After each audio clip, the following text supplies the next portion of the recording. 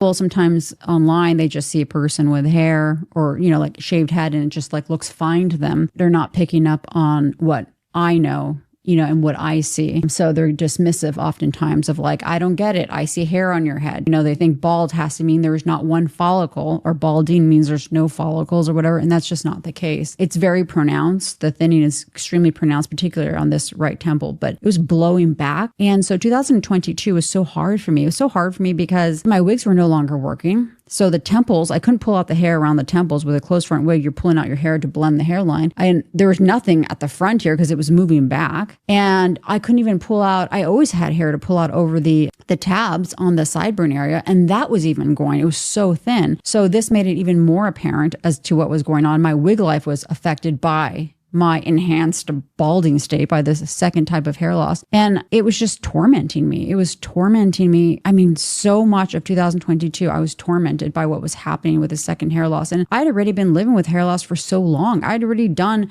the initial stages of dealing with female pattern hair loss, the loss within that, then the acceptance, then the wearing wigs, then cutting my hair, then navigating that. It was just part of my life. I wore my wigs, I cut my hair, I never loved getting haircuts. It was always like not fun for me, but I liked the after, like getting it back into where it needed to be and carrying on to the next time. But this was no longer a thing. I couldn't make this work anymore. There was nothing that I could do to make this work.